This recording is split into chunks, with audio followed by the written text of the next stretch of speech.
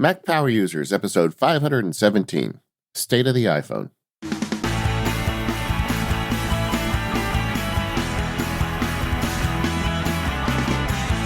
Hello, everyone. This is David Sparks, joined by my fellow co-host, Mr. Stephen Hackett. Welcome to 2020, Stephen. We've made it around the sun one more time. There we go. I like the even years for some reason. Ever since I was a kid. You know, I agree with better you. than odd. Were you born in an even year? Yeah, I was. Yeah, me too. Maybe that's why. Maybe we feel like everything's aligned nicely, you know. And I especially like the year 2020 because, 2020 clarity of vision. I don't know, just like it lines up for me. Pushes some buttons. It's a good year number. Like repetition, it's nice. I am excited about this year. Yeah. In fact, looking back at the last decade, we got celebrated a little bit over at 9 to 5 Mac. They did a story on the top 10 podcasts of the last decade. Hey, they like us. They really like us. Yeah. Number 3. And I can't really argue with number 2 or number 1 on their list. So I think he did a great job. So thank you very much, Bradley. And I forwarded that link along to Katie. She wrote me back thumbs up. She was happy to see that we got some recognition too. So, she's part of this. Absolutely. And it was great. So that was really nice. We'll put a link in the show notes, but that was kind of fun getting a little acknowledgement. Something we never really talk about on the show is requests for reviews, but it does help us find new listeners. If you like the Mac Power Users and you don't mind spending a few minutes giving us a review over on iTunes, we sure appreciate it. Yeah, I'll put that link in the show notes. People can go find it easily. Yeah. So today we're starting a series on the show that we've been talking about for about 6 months doing, and we just wanted to find the right time for it, and we thought the new year would be the right time. So the idea Stephen and I had was let's talk about the various Apple platforms, and we're going to do these state of a platform shows. We're going to separate them out by several months. We're not going to just dump them all on you at once, but we want to talk about the iPhone, the Mac, the iPad, probably online services is a separate one. But we just want to kind of talk about where Apple's been and where they're going and kind of grade them a little bit, I guess, on how they're doing on these various platforms. And today's the first one of those.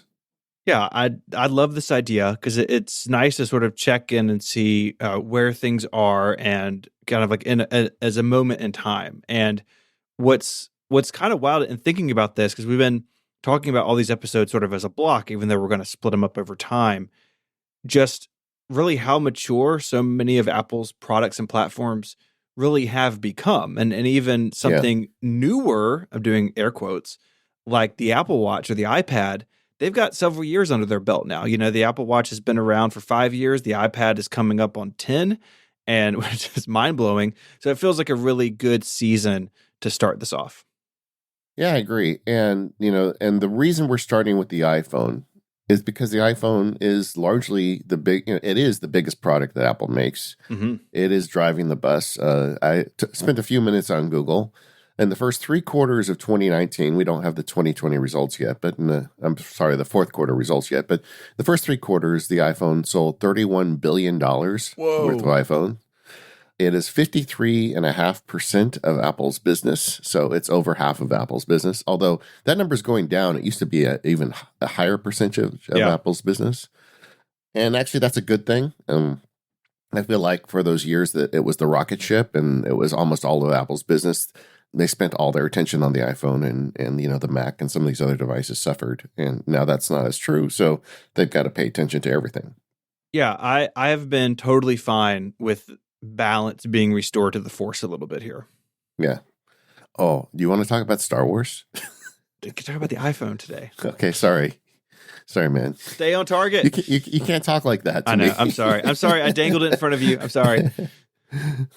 We should do something like that. I don't know when, but we should do something like that. Anyway, Apple's still very much the iPhone company, and that's the big product. So that's the first state of show we wanted to do. I don't know about you, but for me, the iPhone really was a mind bender when it showed up. I remember, and I've said this on the show before, I don't remember the guy's name, but there was a guy, he had a black turtleneck and pair of glasses, and he did a bunch of introductory videos of the iPhone that got released a couple days before the original iPhone got released. Do you remember those? I do, yeah. I mean, they were Apple videos. They were on Apple's website. Mm-hmm. And because I was thinking, oh, I don't have $600 to spend on a phone. And I watched those videos and it sunk me. I was completely hooked. I think I've told the story before, but I was an Apple retail employee at the time the original iPhone came out and was announced. And I was actually on vacation during that Macworld keynote visiting family in like rural North Carolina and Virginia. So of course it was obviously before the iPhone. So I didn't know what was going on until I got back to like my aunt's house, and she had dial up, and like I checked my email and had an email from a friend of mine at the store just basically like, holy cow, like can you believe this? And I remember like on I guess would have been a PowerBook at the time trying to load like the apple.com/iPhone web pages, which were like full of graphics. I remember they were black, like they looked Yeah. really cool. And it totally blew my mind. And this is, I had used a Newton for a long time, and I'd used like a Palm Treo. That was actually my current phone right before the iPhone. So I was sort of hip to the idea of a smartphone or something that you carried with you, an ultra portable device.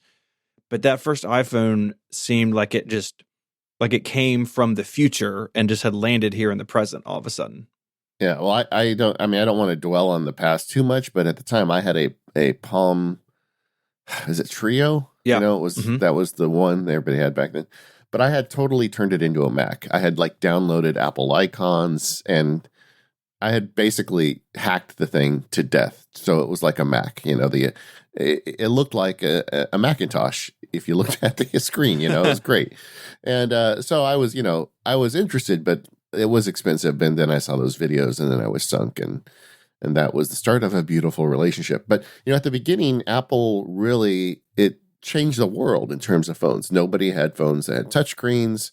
Nobody had phones with an actual working browser. I mean, I don't know if you remember, but the Palm Treo browser was it was terrible. I was going to say a word, but it would get us. We'd lose our clean tag. It was real bad. It was. I think Jobs calls in that keynote like the baby internet. It was not good. I remember you'd go to a website and first you'd see a couple words, like usually the links would show up, but just as plain text, and it was just like it was terrible. Yeah. But in fairness, the internet was a lot slower and the radios are slower and all that. But it was terrible. And so Apple comes out with this phone. And I remember reading a little later about a meeting at BlackBerry where they had the iPhone, they brought it into a board meeting, and somebody threw it on the table and said, "This isn't real." They like they didn't even believe it was possible, which is why they lost. Mm-hmm. But anyway, so Apple made this phone and they had this huge lead over the entire industry, but that was a long time ago. And now Google is in there making great operating systems. Last week, I spent several days with a Google phone, knowing that we're making this show, and just to see, what was going on that side of the fence. I don't go over there too often, and they're very good phones, and the operating system is not, the dumpster fire it was years ago. So how is Apple holding up? And that's something we want to talk about today. Yeah, it's amazing that in the period of time since then that it has become not only completely normal to have something like an iPhone, like I keep a current Android phone, like having something like that with you, but just it is hard to overstate how much the world has changed because of these devices. Like I don't think you can overstate it because it has created entire industries, it has equipped people to do things that just weren't possible before. It's really in the world, there's few things that hold that sort of power, I think, over culture. Yeah, it's created industries and it's destroyed them as well. And and I feel like I'm an enabler on this technology, but at the same time, if you listen to the Focus podcast, I'm really aware of the attention deficit problems that can result from having the internet in your pocket, and actively trying to help people not get sucked into that black hole. But I mean, you're right that the iPhone changed everything. I mean, in a lot of ways, it may be a more momentous event than the personal computer was, when we first started getting Macs and PCs and Ataris back in the day. I mean, I think this has certainly affected a bigger percentage of society. Mm-hmm. Anyway, but we don't want to do too much navel gazing. We actually want to talk about the iPhone. And as we sit here in 2020, where is it in comparison to its earlier iterations and its competitors, and where is it heading? And to me, I think if we're going to talk about the iPhone at this point in history, one of the most important things to make note of is the processor. You put this in the show notes first, and I'm not sure that I would have done it first. So what is your thinking? Why is this what you go to first? Well, I just think this is something that Apple has such a lead on. Hmm. It's so important. I mean, the processor underlies everything. We want it to do face recognition on device instead of in the cloud.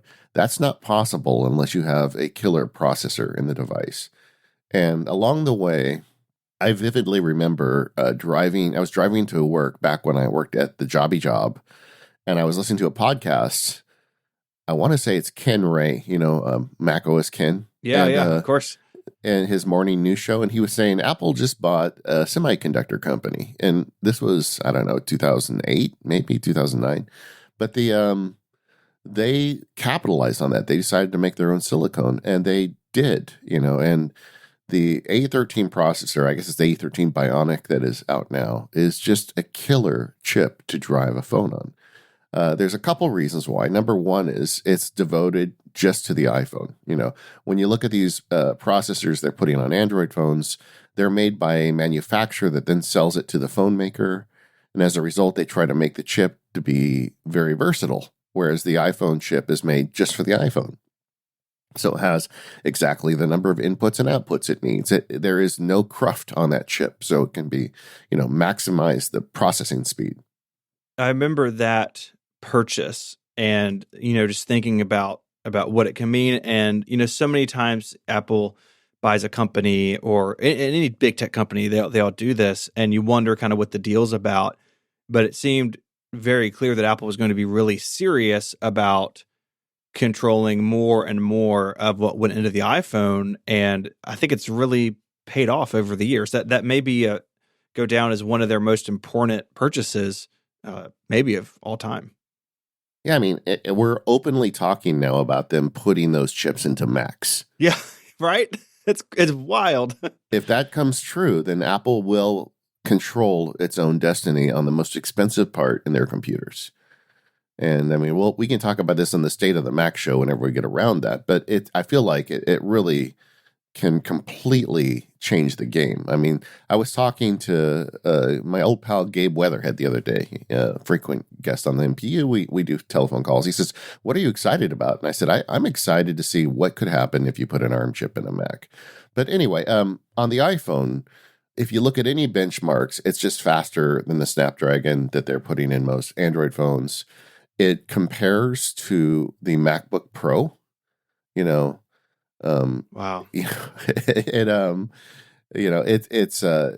amazing that, we always think, well, the MacBook is obviously the more powerful computer. The other one's just a phone. And if you go back to the early days of the iPhone, the processor in the original iPhone felt like a hamster on a wheel, and now we got like a rocket ship in this thing. And, but it compares to the MacBook Pro in terms of processing speed when you start looking down benchmarks. And I know there's a lot of ways to slice that onion, and that's not necessarily always true, but the fact that you can even have that conversation tells you something. And the thing that I think is really important, the question to ask really at this point is, okay, let's acknowledge Apple has a lead on all this stuff. What are they doing with that lead? Are they spending it wisely?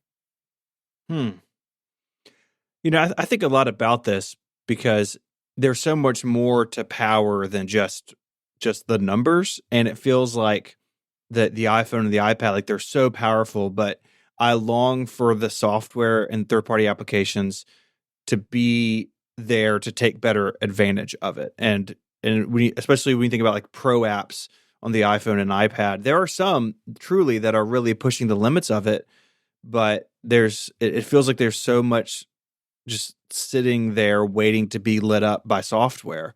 And that's what makes me excited about it coming to the Mac. But yeah, it feels like, man, like at some point, is Apple just showing off? Like at some point, does it matter that it's so fast? Well, my argument would be that this is where they really need to double down. They have the lead here. They need to keep the lead, and they need to use it in a way that's demonstrable to users. And I think they're trying to do that when they talk about the neural engine and all the artificial intelligence stuff that's happening on device. I mean, one of the narratives I think Apple wants to take into the next decade, which I think is a good one, is the emphasis on privacy, because people are starting to wake up to exactly how little privacy we have with some of these devices, especially the ones that rely on cloud-based services. And some people, not everybody, is waking up to the idea that some of these companies are advertising companies more than they're technology companies. And advertising companies need a lot of data on you in order to make money advertising. So I think people are starting to wake up to that. And Apple's argument is, yeah, like we are going to find all the pictures of dogs in your photos library, but we're not going to upload all your pictures to the internet to figure that out, because our processor is so strong and because we have things like this neural engine. We can figure it out on your device for you without us ever knowing, you know. And that story is starting to come out, but I think that is where they're spending the extra capital or the extra processing speed they have. And I think that makes a lot of sense. Now, the discussion about software aside, I want to talk about that. We'll get to it later. But as we were planning the show, I was thinking, well, where would I spend it if I was Tim Cook? You know, if I had this extra processing speed over my competitors. And honestly, I think they probably picked a pretty good horse to bet on here. You know, put artificial intelligence on device and make sure that, you know, users know that they can have the convenience of that artificial intelligence without the inconvenience or the loss of privacy. I feel like they're not quite there yet. Like, you know, the voice to text dictation, the photo analysis, all that stuff is okay, but it hasn't really reached that point where it's just a natural thing and it always just works yet. So I feel like we're kind of in this precarious area. So I hope that Apple continues to push itself forward on the processor and speed, because I think that is probably the bottleneck on a lot of this stuff, so they can actually turn that advantage in processing speed into an advantage in the market. That makes sense to me. Anyway, it's fast. It is.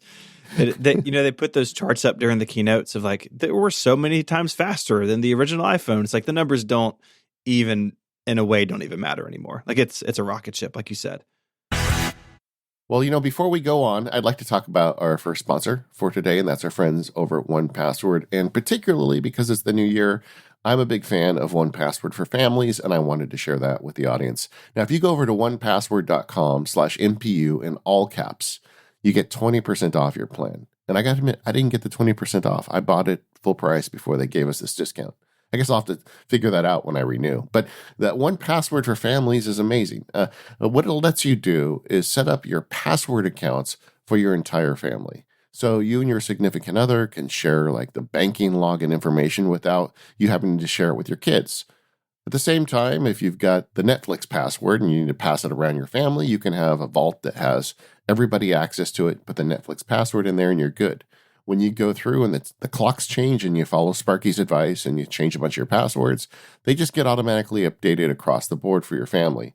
I think another really good thing about this, and I've seen it in my family, is my wife and my kids have way better password habits because we have 1Password. Once they started seeing how easy it was to create and fill in passwords using 1Password, they just started doing it. And anybody who spends the slightest amount of time with this stuff, even people who don't listen to Mac Power users, they're going to realize this is really valuable. So you set up a 1Password for families account and you make it really easy for your loved ones to get good password habits. And that's not all you get. You get that online storage, you get the secure vault on your device, you get so many great ideas here and great features with 1Password.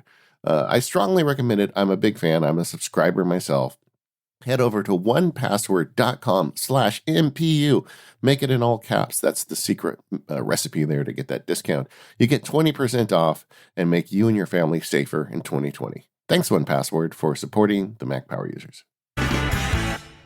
The other side of the coin when it comes to performance and power is the battery life. And this year with the iPhones 11 and 11 Pro, Apple delivered a big increase in battery life. Part of that was the design allowed for slightly bigger batteries, But as Apple continues to go down this road of their own custom CPUs and GPUs and everything else, they can squeeze more efficiency out of those designs. So it's kind of a two edged sword, I guess, that they can use there.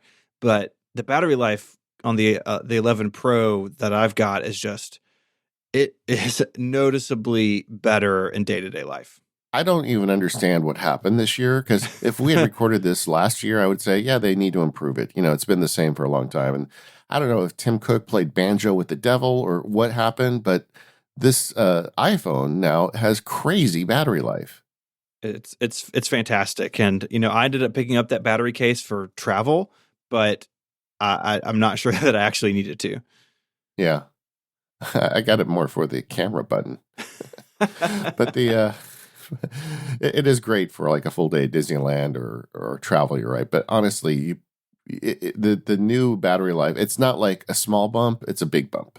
If you were getting into the red before, you're no longer getting into the red at the end of the day. So good on Apple for doing that. I don't think they've ever fully explained everything involved, but I'm sure it's a combination of that custom ARM chip along with some really clever software that thinks about when it can turn down the processing speed and dim the screen and do whatever it takes to, squeeze every ounce of life out of that battery. Mm-hmm. But good on them. I'm glad they're continuing to do it. Now I think what we need is a battery revolution. You keep hearing about all this new battery technology in labs that is just crazy, better than what we've got currently. It's got to get something that you can mass produce, something that, isn't going to cost an arm and a leg. But I suspect that that's down the road, and I'm ready for that. I'm sure that when we sit on this show in 10 years recording, the battery life will be something we laugh at. Remember when we had to get those cases, that kind of thing. Oh, yeah. That'd be great. Another thing that's important to the iPhone is the camera. I mean, I know from my own personal observations of my family is that they buy new iPhones not based on processor speed or battery life. They buy new iPhones based on the cameras. When they see that the new iPhone takes, significantly better pictures, then it's time for them to upgrade. I think it's a huge draw for a lot of people, especially those who it may be their only camera, which I think is true for most people. There will always be some of us who like cameras and lenses and those things, but for almost everybody else, this has just completely consumed, the consumer camera market. Like you said, this single product has created and destroyed whole markets, whole industries, and yeah. The point and shoot camera is effectively gone because now you can just have this thing in your pocket that does everything and takes incredible photos and video. And now the SLRs are looking over their shoulder too, Yeah, I think so. And the thing that really stands out for me with the iPhone is the video. I mean, you look at some Android phones, like I've got a Pixel 3a, and it takes excellent photos. The night mode is really good, but it really falls down when it comes to video. Apple's really the only manufacturer who is really nailing both photos and video capture, in a single device. And I don't do a ton of video on my phone. I got friends and family who do, but I like that it can really shine there and shoot really nice looking 4K video when I need it. Yeah. Well, I think even the still photos are great. And this year, I sound like a fanboy, but trust me, there's some things I don't like about the iPhone. You'll hear about it. But this year, the night mode, the camera improvements with the new iPhone Pro, with that wide lens, which I thought I'd never need, and now I use all the time. It really is a great year for the iPhone, and it's in great shape right now. Also, I would just want to hand it to the iPhone because we make fun of Apple homegrown software all the time, but I feel like the camera team has continued to refine that camera app, make it fast to load, bring in a lot of features that we want. And I take a lot of pictures still in the camera app. I mean, I've been trying them all out for this photos field guide I'm working on, but the camera app, I do keep coming back to it because it's still a solid app. Yeah, I've played with other ones, and like you said, I always go back to the first party one. And I think that's an important metric. I remember in the early days of the iPhone, they would talk about how much time it took from time you tapped the icon, you tap the shutter to when the picture takes, when you can take a second or a third picture. All that stuff really matters. If you're trying to get a shot of your pet or your kid or a car going by, whatever it may be, like milliseconds count there. And I think Apple really sweats that. Something I'd be really curious to see is how many people does Apple have working on that camera between the camera hardware and the software? I have heard from people on the inside that team is a lot larger than you would think it is. Yeah, I would. You got to think so. It's so complicated. When you take a single picture, about a billion things are happening, like literally a billion things. And they do all these measurements and they figure out all these things and then they process it really quickly. It's got to be a massive effort. Well, I think it's money well spent because, like I said, I Me think too. the camera sells phones. Yeah. What do you think about where the iPhone is currently as far as its industrial design? I think if you look at the iPhone 11, 11 Pro, and you sort of take your glasses off and take a step back, like very clearly it is a direct descendant of the iPhone 6 and those rounded edges. And yes, lots has changed, but it's still sort of that same feel in your hand. How do you feel like that's aging? Do you feel like there's time, it's time for a change? Yeah, I'm not a super fan of this design. I wasn't a fan of I don't hate it, but it's kind of blah to me, and it's very probably practical for what it is. But I liked the bolder designs they've done in the past. We just talked about this last week, but I really like the iPhone 4. I think that continues to be my favorite iPhone in terms of the design. Mm-hmm. And I would like to see them get a little braver. I think it's hard now that that it's so big. The phone is so big and they sell so many of them. I mean, big in terms of quantity. Right. That it's harder to take risks, but I would like to see them, go the direction of the iPad Pro. Me too. I really love that design. And my only complaint with the current industrial design is that those rounded edges, they are a little bit slippery. I miss the days where you could even sit the iPhone like up on its edge and take a photo like you could in the 4 and 5 days. So I would like a kind of a return to a boxier design. But I think it's held up well. And I think that they've really taken what was good about like the 6 and the 6S and have continued to improve those things. Like if you look back at the iPhone 6, it's kind of ugly. Like the antenna lines are really bold and it was like a weird camera bump. And actually wrote this last week where I did this thing where I picked like the device of the decade in a bunch of different categories. And I picked the iPhone 6 and something I wrote in there was like the iPhone 6 broke the seal with camera bumps. And now they just feel like they can do what they need to do to make the camera good. But that was weird with the iPhone 6, but it normalized it and they've improved it. But I agree with you. I think it's probably time for a new era to begin here pretty soon. I like it even less than you do. I just don't care for it. It feels to me very kind of vanilla, I guess. I mean, it's like, I just wish they would have done more with the design. I'm just not that big of a fan of it. I'd like to see something more interesting. Apple is known for industrial design, and this looks like every other phone on the market. Now, I don't know if that's because every other phone copied it, but I'm not really sure that's true with this design. I feel like there are a lot of phones in this direction when this showed up. Yeah. What I am not going to criticize them about is the what do you call the thing where the camera cluster is on the iPhone? Yeah, it's like it used to be called a camera bump, but now it's like a camera plateau. I don't know. It's a big area now. No, I think that's worth it, and I also think that the what is it on the front of the phone, the Face ID sensor, the notch, the notch. I understand why the notch is there. I would prefer it not be there, but I'm okay with it. I'm not really that critical of that. I don't even really see it anymore, but I just don't care for the overall design of the phone. I think that's something they could improve on. And all of my knowledge of industrial design. He's on it. He's going to change it. Yeah. If you run your phone in dark mode, you don't see the notch very often because the screen is always black. And the reality is, I think 90-something% of people put their iPhone in cases, and that balances out the camera bump and anything on the back.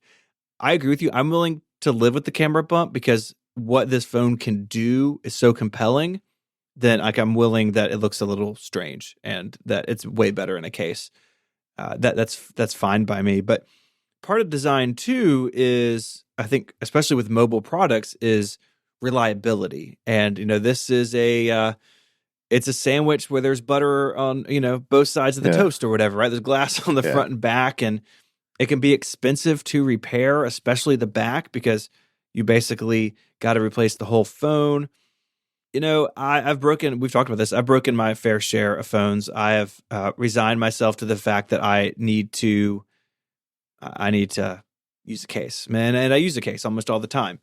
But it is overall, though, I feel like for what it is, the iPhones are pretty reliable. I mean, if you drop it, of course it's going to break. But I can't tell you the last time I had an issue with a camera failing or the earpiece not working or the mute switch not working. I mean, in the early days, sure, but in the past, I don't know, 4, 5, 6 iPhones I've had, I haven't had any failures beyond something that I caused by being silly. I feel like if anything, the glass is stronger and better than ever. I think you guilted me into putting my phone back into a case on a show a month or two ago. And Probably. in between, I had a wipeout when I was out riding, and my phone was in my pocket when I crashed. But I found my phone like 10 feet away from me. Oh no. It just went flying, and it was on the sidewalk. So Mhm. I thought, this is going to be bad, right? Right. There's no damage. I mean, the phone took it. It was in one of the Apple Clear cases, but I feel like a few years ago that would have involved a trip to the Apple store. Oh yeah. Yeah, it's like a given, Yeah, right? yeah, Um, but yeah, I think they've gotten really good at building these things, and yeah.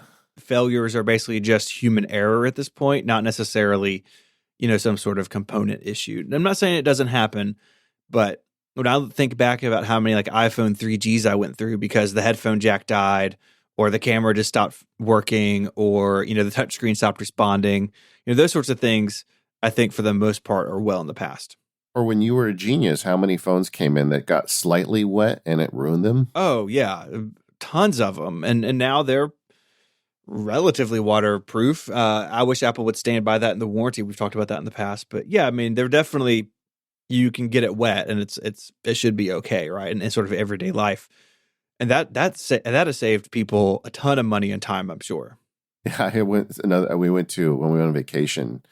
There's a really cool pool where we stay, and my daughter and I were super excited about it.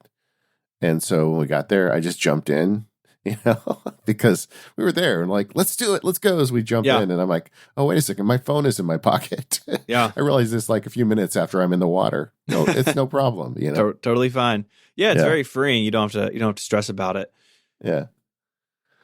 Uh, what about compatibility? How's Apple doing on making these devices that'll last for a while and will, work with the most current software? I think overall, I think they're doing a really good job. iOS 13 dropped support for the iPhone 6. So now it is compatible back to the 6S and the SE. The SE, remember, is basically the 6S inside. Yeah, And I think that's fantastic. If you look at the other side of the fence, a lot of Android phones get very few updates. It takes a long time. With Apple, as soon as it's available, you can install it. I don't understand why other companies haven't gotten there yet. Google's getting there with their phones, but OnePlus is getting there. If you buy a Samsung phone, like good luck. So that I applaud them for. And I think phones are lasting longer than they did previously for all the reasons we just mentioned: power, battery life, reliability. And that means that you can run it, until the OS support runs out or even past it. I did a little research over the holidays with my family members. I found a family member running an iPhone 6S, 7, and 8, so few different people, and asked them, why they hadn't upgraded yet. And it was really fascinating their answers. A lot of people like, well, why would I upgrade? This is still working great. To our previous point that these iPhones last a long time now. And then there's always things like people want to stay with Touch ID. They don't want a larger phone, that sort of thing. But I think people can very happily run an iPhone for years and years and not run into any major trouble. yeah. And if you do, you can get a battery put in it pretty cheaply. If that becomes an issue. Until they look at pictures taken by a more recent iPhone, and then That's true. That'll get you. And that's what got my wife on the iPhone SE. She wanted better pictures, so she went to the iPhone 8.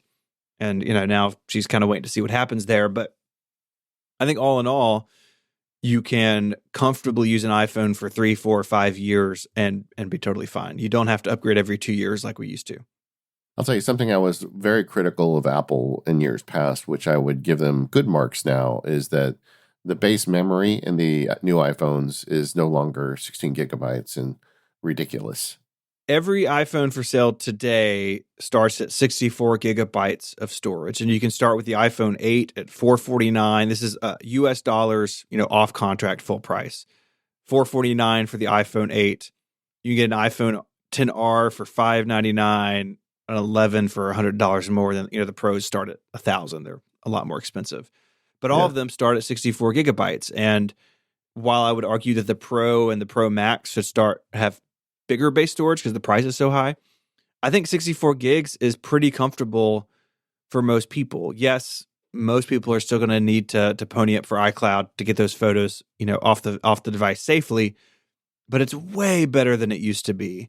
And I think that I applaud Apple for that. That even on this like $450 iPhone 8, they didn't cut it back down to 32 because that would just be untenable. And you can buy one as low as $450. So I think they're in the, they're competitive with their pricing. As competitive as Apple will ever be. Yeah, the whole industry's gotten silly. And don't hear what we're not saying. Like the iPhone 11 Pro and Pro Max are really expensive. And I wish that they were not. I wish that they were cheaper than not the $999 starting price. I can't do anything about that. But they do a good job of keeping older phones in the lineup. Look, the iPhone 8, like I said, my spouse has one. It's still fantastic. It's got the camera from the iPhone 10. She's still getting excellent battery life out of it. She's very happy with it. And, it's a couple of years old, but it's really holding its own way more than, if you had an iPhone 6 or an iPhone 5S and a couple years in, you would, it would really feel like it was becoming an issue for you. But then at the same time, you think, okay, let's say you get the iPhone Pro Max, starts at $1,100, but you're going to put, you're going to increase the memory. So you're in for $1,200. That's too much money. But let me tell you, this is the best part. You still have to pay for photo storage. Like even you may still have to pay $1 a month for photo storage after you spent $1,200 on this phone. Did they sit around and were they was this a drinking game that led to this scenario? I don't know how this happens when someone spends that much money on a phone and you still make them pay for iCloud storage. Yeah, I don't know. All right, let's take a break and then talk about software. All right, this episode of Mac Power Users is brought to you by our friends over at Squarespace. It's a new year. A bunch of us have new projects, and Squarespace is really the all-in-one place to get that started. If your project's going to be online, just think about the components, the sections of a website you may need. It's far beyond just those basic pages we used to have. Maybe we'll have an online store or a blog or a podcast or a portfolio. Squarespace lets you build all of those things all under one roof. And the best part is there's nothing to install. You don't have to run a server somewhere. You don't have to worry about software patches. Squarespace has got it covered. And they have award-winning 24/7 customer support. If you need any help at all, if you have any questions, they are there for you. They let you quickly and easily grab a unique domain name, and all of those award-winning templates are beautifully designed for you to show off your work across a range of device sizes. Anytime I help somebody with a website, Squarespace is where I go, because all these tools mean you can build a website all in one place. You don't have to pull in these different projects and figure out how to do it yourself. It's all just there. You can use the features you need, and the ones you aren't using, they don't get in your way. Squarespace plans start at just $12 a month, but you can start a trial with no credit card required by going to squarespace.com/MPU. And when you use the offer code MPU, you'll get 10% off your first purchase of a website or domain name. Once again, that's squarespace.com/MPU and the code MPU to get 10% off your first purchase.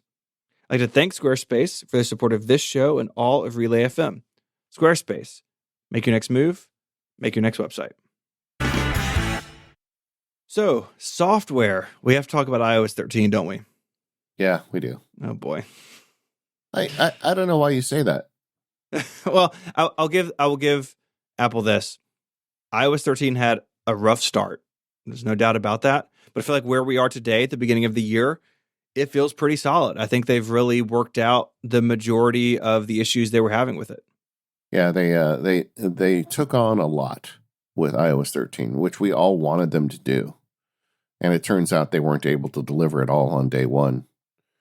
And some of it got delivered in pretty bad shape. But it does seem like things are kind of pulling together. But it is, I mean, you're going to make this great hardware. You've got these great chips. You have to make the software to go with it. And, going back to the roots of the iPhone, the reason Apple ate everybody's lunch when the iPhone came out was because they were a software company. I don't think BlackBerry was capable of making an operating system like Apple did. And I do worry that they're losing touch with that the software is not keeping up with the hardware. Yeah, I've worried about that because there are parts of iOS and the applications that ship on top of it that just feel stagnant. And Yeah. I know it's a big project. They have a lot of things to work on and they can't touch everything all the time. But think about something like Notes and just the unbelievable attention it has gotten over the years. It's gotten better and better and better. I wish they could spread that magic around to even more of the components of iOS. Yeah, I agree. I guess let's just take it kind of in pieces. Just as a phone operating system, it's always been fairly stable. I mean, you can make calls, you can send text messages, all the communication stuff has been pretty good. I'd argue that they're doing pretty good with that kind of stuff. The fact that the thing keeps running forever. I mean, when I have friends that have iPhone problems, I say, "When's the last time you turned it off?"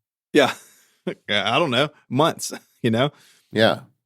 They don't remember. And that, making a computer system that can run nonstop for 90 days, that's not trivial, So No, I mean, honestly, I think probably most of the time, the most recent time I restarted my phone was the last time there was a software update for it. I mean, seriously, I never turn it off. And that, if you told somebody 10 years ago that even a computer, like even a laptop, hey, you'll be able to run it for 90 days without a reboot, like they would think that you were, from some different planet because that's not how things worked. Yeah, exactly. And then you start breaking it down to kind of the features in the apps. We've already talked about the camera. I think they're doing a good job on the camera. Mm-hmm. The other thing I think they're doing a good job on is security. We've got the Face ID on some phones, Touch ID on others. Ideally, I would like to see both on the phones. I think it'd be great if we could have two ways to enable or even require both if we had a phone that we really wanted to keep secure. But in terms of overall security, you can tell that privacy and security are important to Apple, and I think they've continued to put effort into that every year. It's a huge deal for them. I'm going to put a link in the notes. Apple has this great Apple Platform Security website, and you can read about hardware, software, services, network stuff, on and on. And David, we're not necessarily experts in this field, but I firmly believe that Apple does this better than anybody else at the consumer level, and that my data is safe on my phone. And I use a passcode, I use Face ID. I don't necessarily worry about if my phone, I leave it in an airport and it gets stolen, I never see it again. I know that I can, wipe it remotely. Like all those features really make me feel comfortable having, so much of my business on my phone. All of my photos, I use iCloud photo stuff. So like all my photos are on it, all my email, all my contacts. That's a big deal. Our lives are on these phones, and Apple is extremely aware of that. And I think they do a really good job at communicating what they do to keep all that stuff safe. No, I agree. And I think that continues to be a priority. So that's good, and I just like, even like when they added the ability to insert passwords inside applications, they did that in a way that let people like our sponsor 1Password plug into it. Because I think more than trying to show off their software, Apple's just trying to make things more secure. And no matter which way you want to go about making it secure, they want to give you a way to do that. The stuff where you can have your phone remote wipe itself, the stuff where you can have your phone wipe itself after 10 unsuccessful logins, all that stuff, I believe, kind of points towards Apple's security and privacy North Star, which I think increasingly in the next 10 years is going to be a bigger deal than it has been in the last 10 years. I think so too. It's at the forefront of so many things, and when it counts, when Apple's got to go up against governments and agencies and things like that, they do what they can to protect their customer data. Yeah. And Tim Cook and others have said that they're not in that business. You said earlier that a lot of advertising companies require data to fuel that engine, right? Google, Facebook, Twitter, these companies who run on advertising. I know, I own a company that runs on advertising. We don't have any information about you, dear listener. So podcasting is very simple. But you're talking about out on the web. It's just the Wild West, and even there, Apple has built things into iOS and into Safari in particular to keep our information private from those entities, and I think it's fantastic. Yeah, I am curious, just kind of looking forward on the iPhone. At some point, there is going to be a country that says, if you want to sell these in our country, you're going to have to give us a backdoor. Yeah. I'm a little surprised it hasn't happened yet, honestly. And I'm just curious to see what happens when that happens, Mm-hmm. I mean, I would hope that Apple would say, well, nice knowing you. Too bad for your citizens. But, I would hope that's what they would do. But they don't, I don't know. Yeah. Who knows? I'm glad I don't have Tim Cook's job. Let's just me too. just say that. What about some of the other parts of iOS? So we've talked about security and connectivity and the camera. What about some things like the Today view, the home screen? The sort of fundamental elements of iOS. Do you have any thoughts on how they're doing today with that stuff? I would put those in the category of good. Like the Today view. I don't know if the listeners have been using Today view much, but I put a all shortcuts home screen on my phone. I'll post my home screen this week at Max Barking. Put a link in at the on the show notes. Okay. My home screen right now is bananas. Did I send you a picture of it? We compared it recently on the show, I think, and I remember it being. It looked like something that a wizard put together. Yeah, it's really weird. I'm texting it to you right now. But so as a result, I also find that I use the Today view more because I swipe over.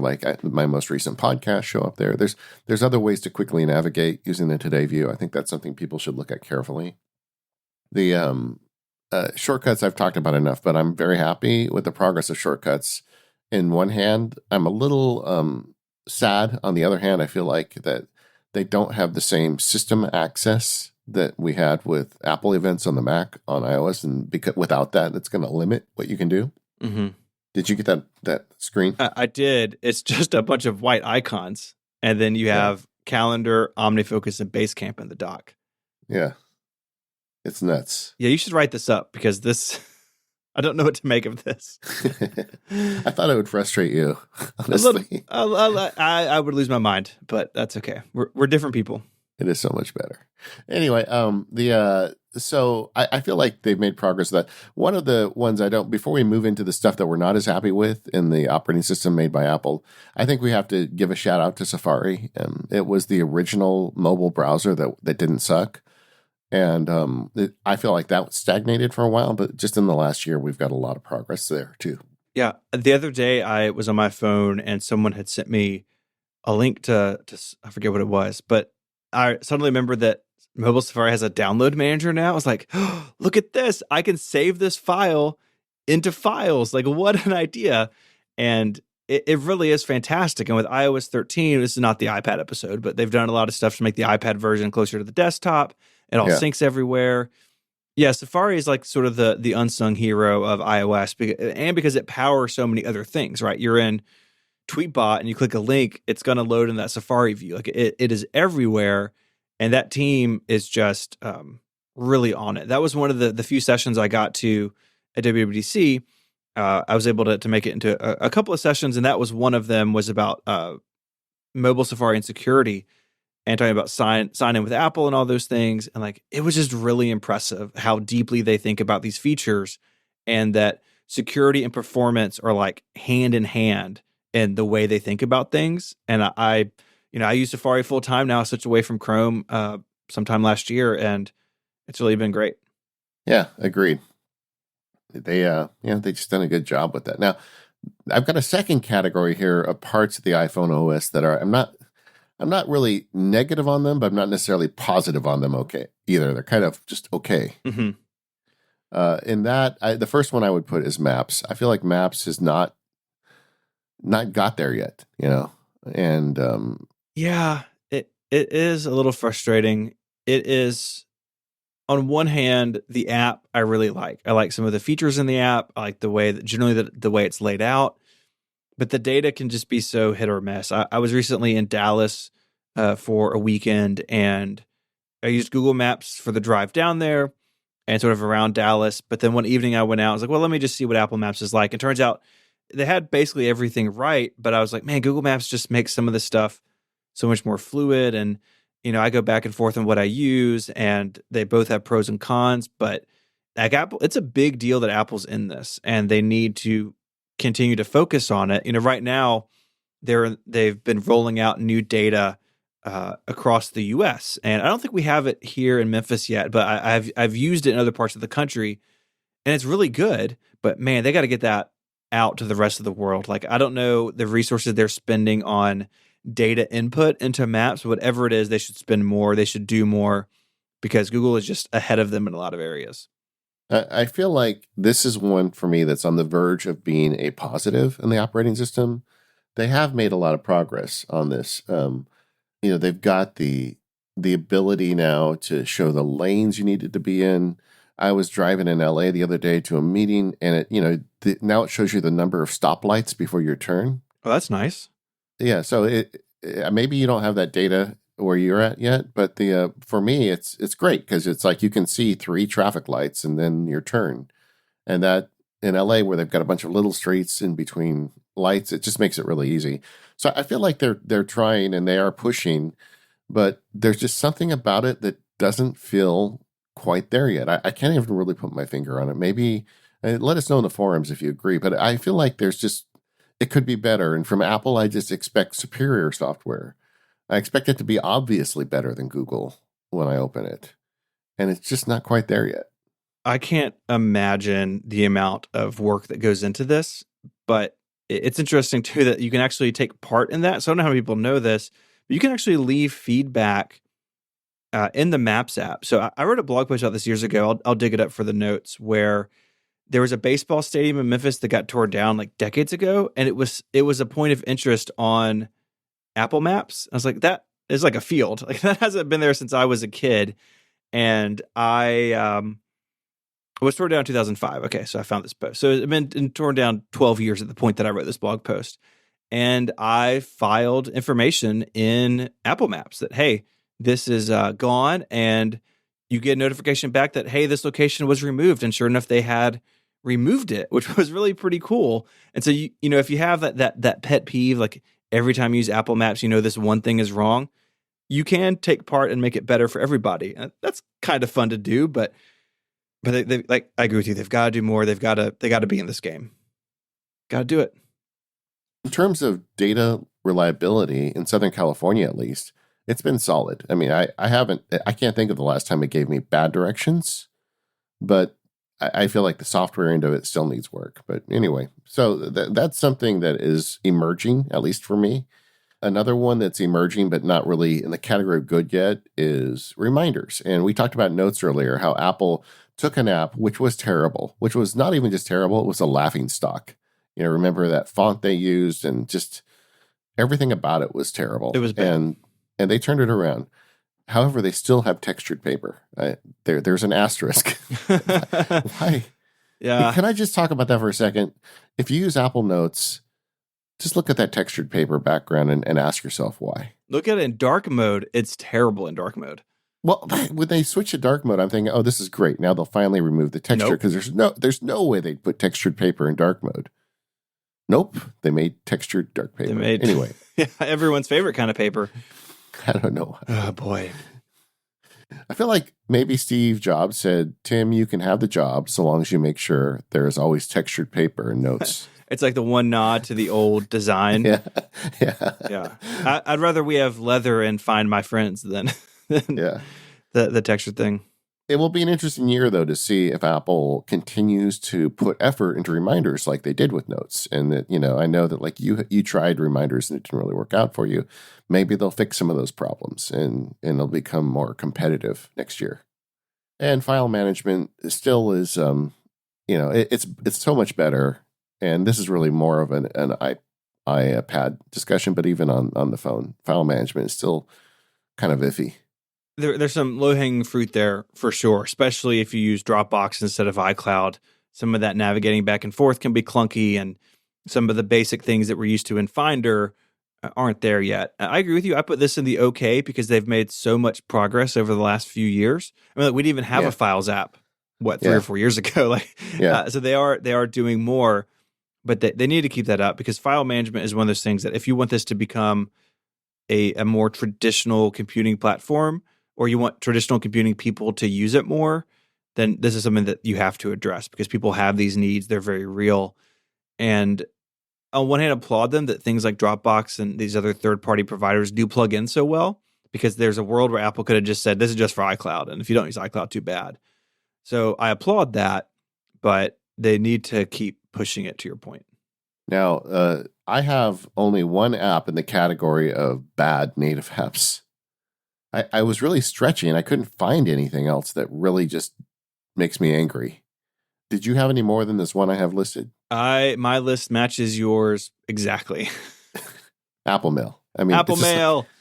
Okay, so this is the love-hate thing with Apple Mail. I still use it every day. Me too. I know that there's a million apps out there. If you listen to the show, you know that about every year I rage quit Apple Mail and I try them all. And I go through this voyage where I ultimately end up back at Apple Mail, because the one thing Apple Mail does well is it sends email and it receives email. Because some of those other apps, even though they've got a ton of great features, fail at that mission, But Apple Mail just feels so stagnant. I mean, it's like I was just doing something the other day and I wanted to save a link to an email. On my Mac, I can do that. I have an Apple script. I type e-link anywhere in my Mac and it creates a hot link to the currently selected mail message in Apple Mail. There's just no way to do that on the iPhone. But if I create a reminder from an email, it does embed a link. So it has the ability to create links. It just doesn't give it to me. You just got to switch to reminders. Clearly, that's the hook. Yeah, I mean, it's just that it's dumb, and it's like, and that is something that a lot of people would want to do, and and also, there's a bunch of stuff that people do with email these days that Apple Mail just ignores, and I feel like if they could, maybe I want my cake and eat it too, but if they could keep that stability and make some progress toward those additional modern features. I don't think we need a rewrite of the app. I don't think we need it all in 1 year. In fact, as I understand it, the app kind of has been rewritten because they had a huge focus on security with your email and stability. Rendering email is not the easiest thing in the world. It may seem like it, but it's not. So they fixed a lot of the things under the hood on it from what I've heard. But now it's time to start bolting some Chrome on this thing. And I would really like that to happen soon, because right now I feel like this app looks nearly identical to the app that shipped with it with the original iPhone. Other than the phone app, it may have changed the least. Yeah. I mean, because I know people are going to send me screenshots of all the additional features, but they haven't kept up. No. If you look at what the third-party apps are doing, clearly there's a lot of features out there that people want and are using, or those third-party apps wouldn't exist, that Apple should look at and borrow some ideas. This episode of Mac Power Users is brought to you by Booz Allen. Modernizing for the future is a challenge, especially for larger organizations. You may need to integrate legacy systems with new technology. You may need to incorporate AI and analytics to work more efficiently and make fast decisions. And everyone needs new ways of thinking to move to what's next, whether for government or commercial goals. Booz Allen understands, and they're helping some of the world's largest organizations modernize. They understand the missions of the government and industry and the need to adapt to constant change. They provide open source solutions so clients can integrate innovation from anywhere, whether from visionary startups to major contractors. Plus, they're helping clients power new technologies with analytics, and because security is everyone's priority, they integrate their capabilities with intelligence grade cybersecurity. With Booz Allen, integration means putting you in control of innovation. Integrate, innovate, get it done with Booz Allen. Learn more at boozallen.com/relay. That's boozallen.com/relay. And we'd like to thank Booz Allen for their support of the Mac Power users and all of Relay FM. Continuing on the software front for another little bit, what about third-party apps? What about the App Store? This is something that didn't even come on the original iPhone, but now it's really the reason the iPhone has become so many things to so many different people. I mean, you pick two humans on the planet, I'm not sure they would have the same exact set of apps installed because they let you use your phone, let you mold your phone into the tool that you need it to be. If you're a photographer, you can load up with photo apps. If you're, a musician, you can load up with apps for tuning instruments and playing music and, reading all these things. It's just amazing what you can turn your iPhone into. And for me, and maybe it's a lack of imagination, I don't feel like there's like any major categories at this point really missing. Like if I can think of something, it tends to be at least one, if not more than one, good option on the App Store. Yeah, I was thinking about the whole idea, when we're talking about the state of the iPhone is, what is the state of app innovation? Like, I remember the first time I loaded drafts and my mind was blown, right? It's like, what is this? It's like a text editor made for an iPhone that solves the problems that you get from a mobile device, but also adds automation. I mean, it was such a kind of out of the box solution to writing that it's something I never would have thought of. And I love the idea of innovative apps. And for me, my kink is the productivity stuff, right? I just want as much interesting productivity software as there is. There's a lot of it out there now. I mean, there's stuff in there when you take a moment of mindfulness, it grows a digital tree on your iPhone. I mean, all this weird stuff that people have come up with over the last, 10 or however many years. Are we getting innovation still on the iPhone? I think they're still out there. I do think one of the reasons Apple keeps banging the AR drum is they want a new phase of innovation, but I think it's the wrong platform for it. But it has definitely slowed down. Like, now that the iPhone has done, destroying the ride sharing industry and building a new one and, changing the way we board airplanes and do our banking and deposit checks in the bank. It's done so many different things. I don't feel like the rate of innovation is high as it used to be. I tend to agree with you, and I don't know if that's a good or bad thing, but I think it is definitely a sign of a mature ecosystem, that it was all green pastures for so many years. Like if you were the first one to build, I don't know, a podcast client because no one else had done it before, like that was a big deal. Now there's lots of them. And so it has really now become a story of competition and like features and designs that really meet the needs and desires of different subsets of the audience. And we live in a world where there can be 5 or 6 good podcast clients on the iPhone, and they all do things differently, and you can find the one that works the way that you think and that sort of thing. And in a way that's better because you can really get exactly what you want, exactly what you need, where, in the past, maybe you were sort of stuck with the only option in a category. So there's pros and cons to both. And I'll have a link in our developer roundtable episode we did a few months ago, because we spoke a lot about the business side of this. And in this really packed ecosystem, the App Store has tons and tons of apps. Like how do you build a business on that? How do you deal with the fact that in-app purchase and subscription is the model now, where at the beginning it was all paid up front? Like all those changes are all like this other side of the coin to the idea of like there's more and more choice, and there's apps that come and go and businesses that come and go, and there's fads in the apps, like all this stuff that was really hard to imagine at the beginning. And it's really shaped what the iPhone is. Like I don't think you can have a conversation about the iPhone success apart from the App Store. I also think that it seems to me like the monetization model has settled. I mean, none of us were super happy about the subscription model becoming the primary model. I think at some point Apple decided that they're just not going to put upgrade fees in for software, which was the traditional model. I don't know why they decided that, but they did. And I feel like consumers and software developers are now kind of on board with it. And, we're going to be careful, but we're going to subscribe. People have had to figure it out, right? And Yeah. And we can see apps that do it well and apps that don't do it well, and developers have to adjust things. But it is all good. I think the subscription is ultimately good for everybody because developers can keep building their apps. And if they launch a subscription and they don't keep building their apps, they don't keep improving, the market will punish them for it. And there wasn't really a mechanism for that before to keep developers sort of accountable for ongoing support. And, I know that's hard if you're a developer. Yeah. I'm not trying to downplay that.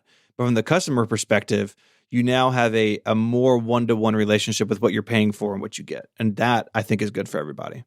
I had lunch with a developer friend at WWDC who told me that, now that he has a subscription model for his company, that they're going to stay in business, that they were considering shutting it down. And they have a business model now that works for them, and they're planning for the future.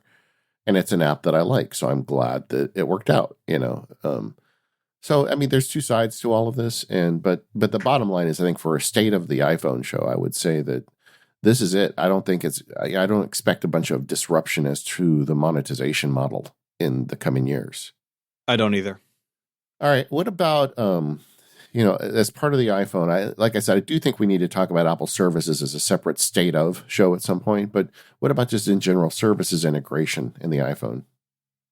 I think Apple's doing a really good job here. I think that the sort of the meme, if you will, of that Apple is bad at cloud services, I just don't think that's very applicable anymore. Yes, there's areas to improve, and yes, there are things that are frustrating. But on the whole, I think that iCloud has come a really long way. And I think that you can really rely on it day in and day out and not get burned. That's not to say, again, it's not to say that's not perfect, right? We've all had issues with a note not syncing for some reason, or a calendar invite just not showing up, and they need to continue to improve it. But I think on the whole, I've been pretty happy with iCloud over the last several years. I use it for tons and tons of stuff, and I generally just trust that it's doing what it's supposed to do.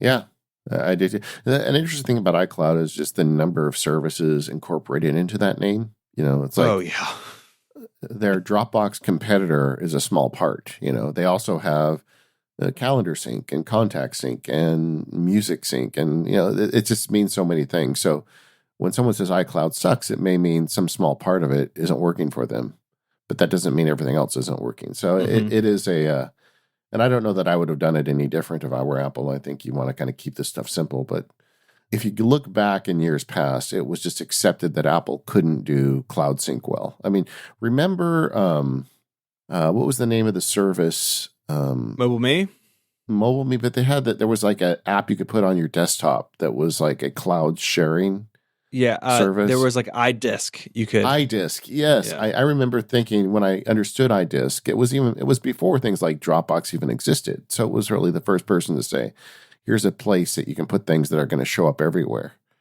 And I'm like, this is amazing. And I was thinking I'd be putting all these PDFs and things in it. And then I put a text file in it. And I felt like there was a mouse that was delivering each one and each zero. Oh, yeah. In the file to some server somewhere. I don't know.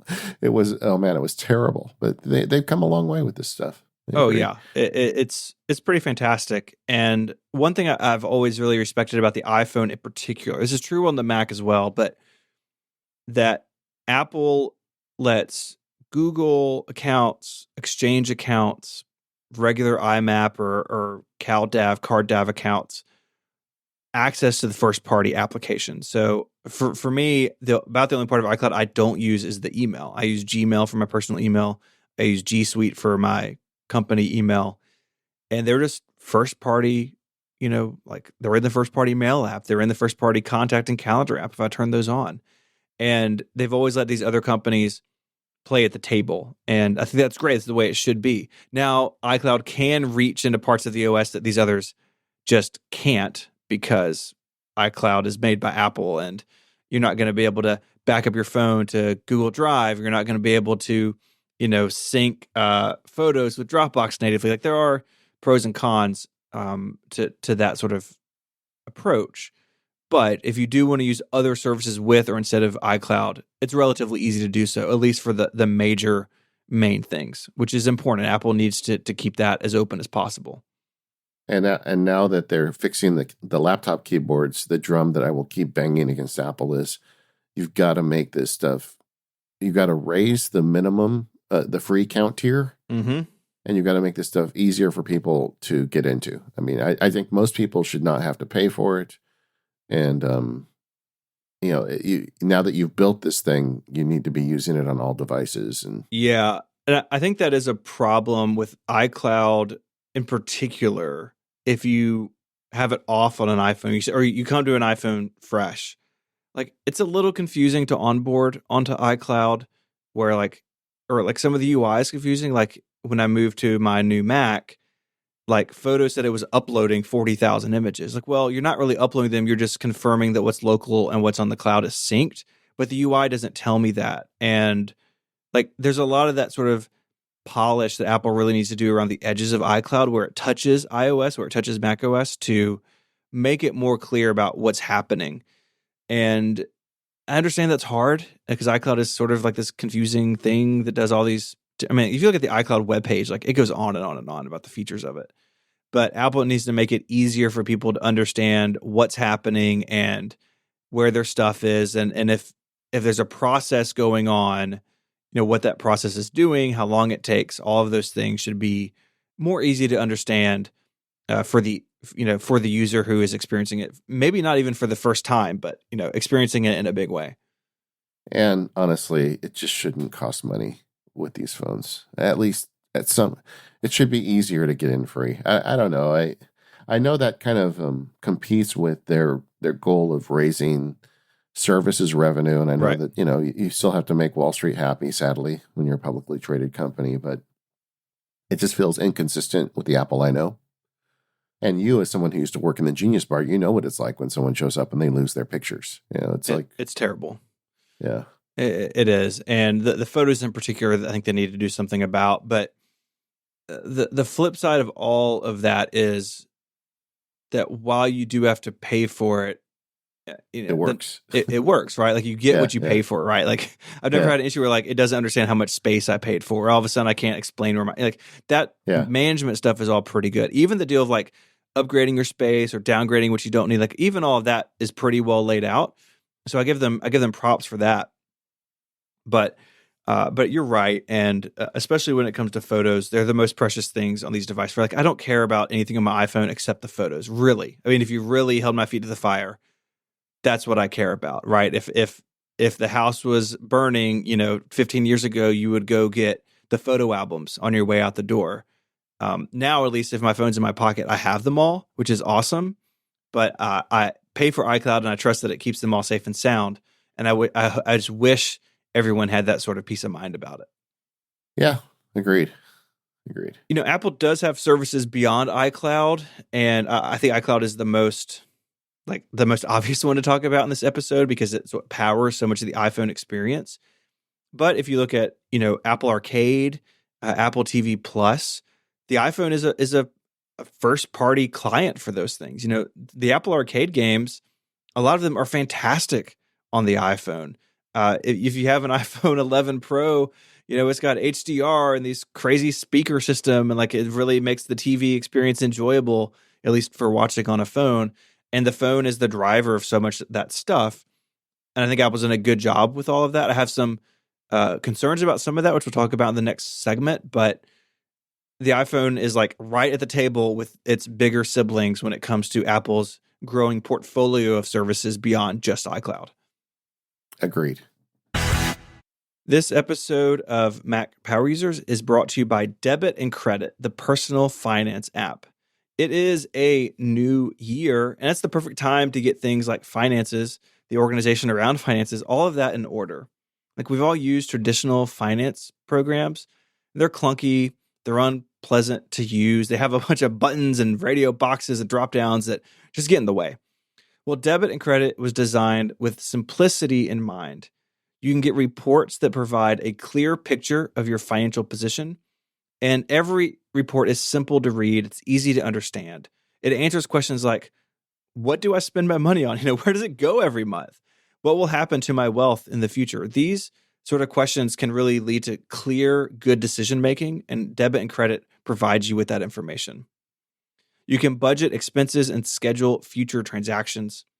The app is available for iOS, the Mac, watchOS. It's built with a focus on privacy. Data is synced via iCloud. It's not saved anywhere else. It's not going to some server you're unaware of. It's all staying on iCloud and on your devices. If you want, you can share your data with family members, spouse, a parent, just like the Notes app. This app is actively developed by an indie developer. So new features for iOS and macOS are quickly adopted. In fact, one of the latest updates is you can unlock the app with the Apple Watch if you're running it on a Mac, and you can use your iPhone to scan a receipt and save it into the Mac app, which is a really cool trick.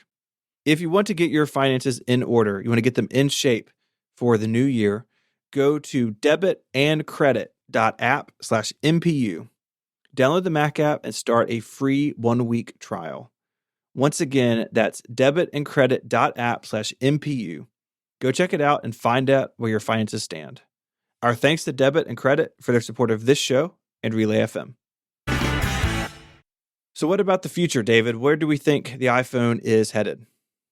I think it's going to continue to be stable. If that makes sense. I don't think we're going to have as many real exciting changes in the future because it's such a big part of Apple's revenue. They can't take a lot of risks with it, but I also think it's going to continue to evolve. I have some specific sort of things that I want to touch on here. One is about the services that we just spoke about. Apple, there's some rules in the App Store about using push notifications for advertising, and that's sort of held at different regards for different apps. It seems like it's not really uniform. But Apple itself has used the iPhone and the apps on the iPhone as sort of billboards for Apple services. So the TV app will tell you about Apple TV Plus. The music app will tell you about Apple Music if you're not signed up. And now I use those services, so I don't see those screens. But I know people find those screens frustrating. If they know they don't want to use Apple Music, there's not an easy way to tell it. Just, hey, stop telling me about this. That Apple sort of putting their services in front of the users more and more. And I worry over time what that will do if that feels distasteful on a $1,000 phone. I wish Apple would give users more control over. I don't want to see reminders about these services. There should be an easy way to turn that stuff off. I just worry about that if people are gonna get sick of it over time. And now that Apple is a TV company or a network company, I feel like it's going to be very tempting for them to do that. Oh, it is, and I understand why. I mean, the services are the future of the company as the iPhone sort of levels off, but I think they need to do it as tastefully as possible. The other thing that I want to talk to you about too is like form factor changes. So the iPhone has gotten much bigger over time. Look, if you pull an original iPhone out of the drawer, it is hilariously tiny. Like it feels like a toy. And for me, at least, the iPhone 11 Pro is the size that I want. The Max was too big for me, but I liked the 6, Plus and all those Plus phones. But there are manufacturers out there, Samsung, Motorola, others, that are working with, foldable form factors. Microsoft has shown off some dual screen devices. So they're not folded. The screens don't fold, but the devices around them fold. Do you have any interest in that? Do you think Apple has any interest in that? I think I could see myself interested in a foldable phone, just not the ones that are currently being sold. Mm-hmm. I feel like the technology needs to get further. The current ones are very, they really feel more to me like prototypes than a marketable device.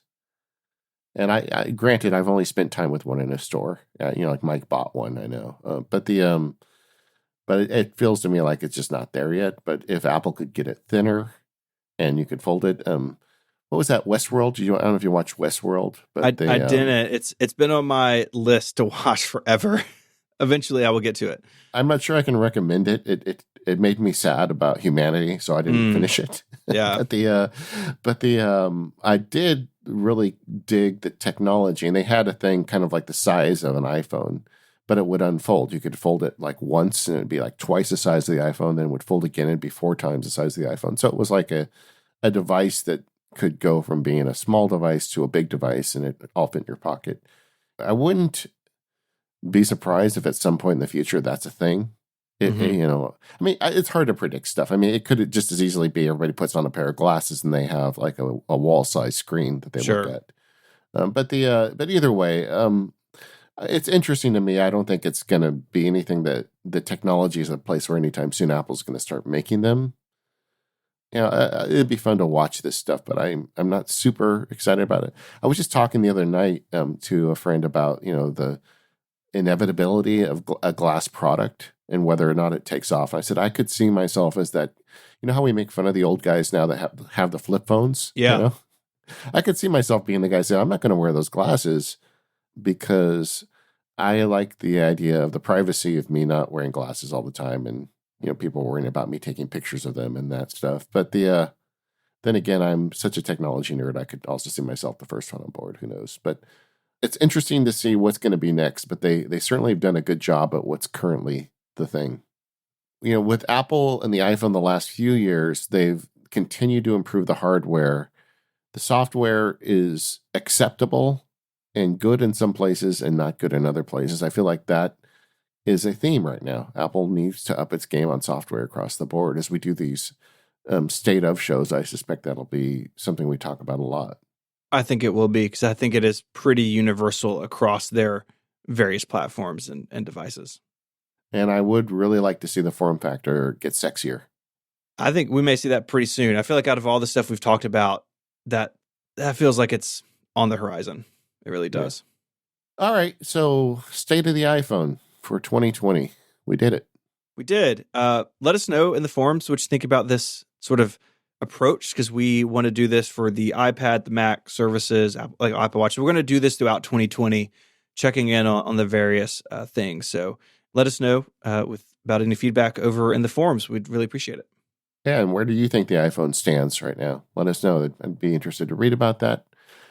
We are the Mac Power Users. You can find us over at relay.fm/MPU. Go ahead and sign up for the newsletter. There's a sign up in the show notes for that. Thank you to our sponsors, 1Password, Squarespace, Booz Allen, Debit and Credit, and we'll see you next week.